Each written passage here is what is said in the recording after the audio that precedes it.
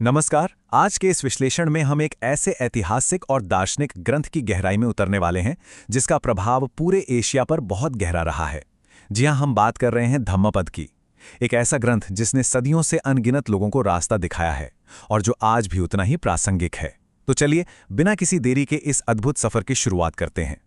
अब इस ग्रंथ की अहमियत का अंदाजा हम इस बात से लगा सकते हैं कि श्रीलंका में बौद्ध भिक्षु संघ में किसी को तब तक आधिकारिक दीक्षा यानी उपसंपदा नहीं दी जाती जब तक कि वो इस ग्रंथ में पूरी तरह से मास्टर न हो जाए। जरा सोचिए, ये सिर्फ कोई आम किताब नहीं है, बल्कि भिक्षु जीवन की सबसे पहली और सबसे सख्त कसौटी है। इस ग्रंथ के अंदर ही एक बहुत ही कमाल की बात लिखी गई है। इसमें कहा गया है कि अनर्थ पदों से युक्त हजारों गाथाओं के मुकाबले शांति देने वाला एक सार्थक शब्द कहीं अधिक श्रेष्ठ है। क्या बात है ना?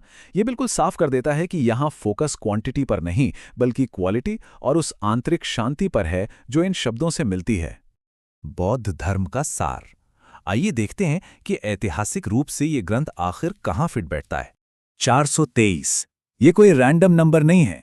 मूल पाली ग्रंथ में ठीक इतनी ही गाथाएं हैं। इन 423 गाथाओं को 26 अलग अलग अध्यायों या कहें कि वग्गों में बहुत ही सलीके से बांटा गया है। इसे हम बौद्ध शिक्षाओं की एक तरह की अल्टीमेट गाइडबुक या नियमावली मान सकते हैं। अगर हम धम्मपद शब्द को ही डिकोड करें तो धम्म का मतलब है धर्म, सत्य या नैतिकता, और पद का मतलब है कोई शब्द या पंक्ति। तो मूल रूप से ये भगवान बुद्ध के नैतिक उपदेशों का एक बहुत ही सावधानी से चुना गया कलेक्शन है, एकदम सीधा और सटीक। इतिहास के पन्नों को पलटें तो पता चलता है कि इसकी रचना ईसा पूर्व 300 से 100 के बीच हुई थी। बौद्ध धर्म का जो विशाल साहित्य है जिसे त्रिपिटक कहते हैं, उसके एक हिस्से सुत्त पिटक के अंदर एक खुद्दक निकाय नाम का उपविभाग है। वहीं पर इस ग्रंथ को सुरक्षित रखा गया है। ये अपने आप में एक बहुत बड़ा ऐतिहासिक खजाना है। जीवन और मोक्ष का मार्ग। अब हम बेसिक नैतिकता से थोड़ा और गहरे दार्शनिक कॉन्सेप्ट्स की तरफ बढ़ते हैं। धम्मपद की सबसे खास बात यह है कि भले ही इसमें बहुत डीप फिलॉसफी है, लेकिन ये बौद्ध धर्म के बिल्कुल बेसिक और यूनिवर्सल सिद्धांतों से जुड़ा हुआ है। इसमें त्रिशरण, 4 आर्य सत्य और अष्टांगिक मार्ग जैसी बुनियादों पर बहुत ही मजबूती से बात की गई है। मतलब फाउंडेशन बिल्कुल क्लियर है। यहाँ एक बहुत ही पावरफुल मेटाफर या रूपक देखने को मिलता है। बुद्ध कहते हैं, मैं अनेक जन्मों तक उस घर बनाने वाले को ढूंढता फिरा। रे घर बनाने वाले, अब मैंने तुझे देख लिया है। अब तू फिर से घर नहीं बना पाएगा। मेरी सारी तृष्णा क्षीण हो गई हैं। यहाँ ये जो घर बनाने वाला है ना, ये दरअसल हमारी गहरी इच्छाओं और तृष्णाओं का प्रतीक है, जो जन्म और मरण के इस चक्र को लगातार चलाती रहती हैं। मोक्ष या निर्वाण के कॉन्सेप्ट को भी यहाँ बहुत ही अनोखे ढंग से समझाया गया है। मोक्ष को शून्यात्मक और अनिमित्तक बताया गया है, लेकिन किसके लिए? सिर्फ उनके लिए जिनके आश्रव यानी सारे संचित पाप और वासनाएं पूरी तरह से खत्म हो चुकी हैं, एकदम जीरो। ये एक ऐसी अवस्था है जहां कोई भी मोह या बंधन बाकी नहीं रहता। और कर्मों का क्या? खैर, ग्रंथ के अनुसार कर्म के फल से बचना बिल्कुल नामुमकिन है। आपके कर्म ही तय करेंगे कि अगला मुकाम क्या होगा, चाहे वो मनुष्य या पशु योनि हो, नरक हो, स्वर्ग हो या फिर परिनिर्वाण।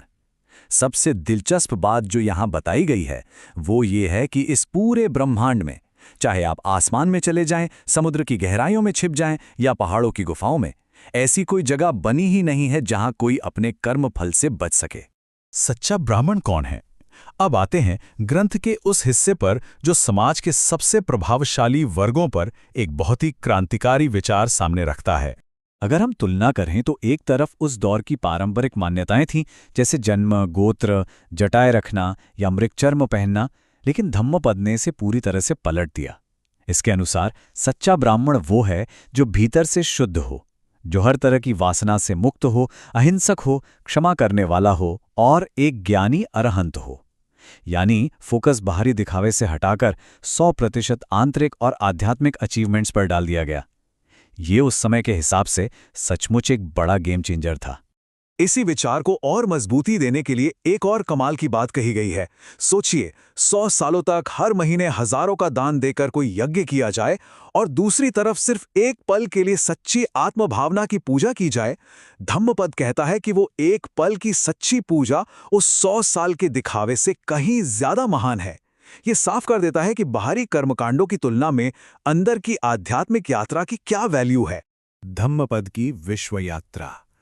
चलिए अब इस ग्रंथ के ग्लोबल सफर पर एक नजर डालते हैं। ये देखना सच में हैरान करता है कि कैसे एक विचार सरहदों को पार कर जाता है। ईसा पूर्व की मूल पाली रचना से शुरुआत हुई, फिर 3वीं से 9वीं सदी के बीच चीन में इसके बड़े अनुवाद हुए, और फिर 1892 में एक फ्रांसीसी यात्री को मध्य एशिया के खुतान में खरोष्टी लिपि में इसके अंश मिल गए। ये पूरी टाइमलाइन दिखाती है कि कैसे सत्य की खोज एक महाद्वीप से दूसरे महाद्वीप तक आग की तरफ फैल गई। खुतान और पेट्रोग्राद में जो पांडुलिपि के बिखरे हुए टुकड़े मिले, उनसे प्राकृत धम्मपद नाम का संस्करण तैयार किया गया। सेनाट, बरुआ और मित्र जैसे विद्वानों ने एक विशाल पजल की तरह इन सदियों पुरानी पांडुलिपियों को जोड़ा।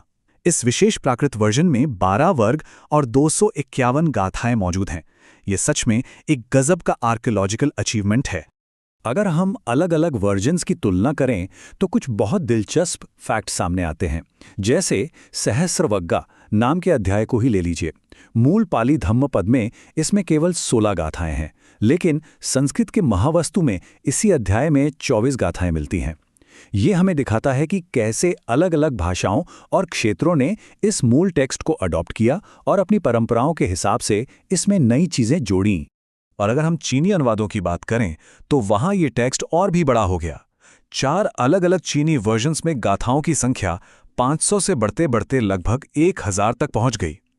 ये साफ दिखाता है कि जैसे जैसे सदियां बीतीं, विद्वानों की नई व्याख्याओं और टीकाओं ने इन मूल उपदेशों को कितना विस्तृत और व्यापक बना दिया। हमारा आखिरी खंड 26 वर्गों की संरचना। आइए देखते हैं कि इस टेक्स्ट को किस तरह से ऑर्गेनाइज किया गया है। धम्मपद का जो आर्किटेक्चर है वो अपने आप में एक मास्टरपीस है। इसमें कुल 26 वर्ग यानी अध्याय हैं। यमक, चित्त, बाल, पंडित से लेकर अंत में ब्राह्मण वर्ग तक।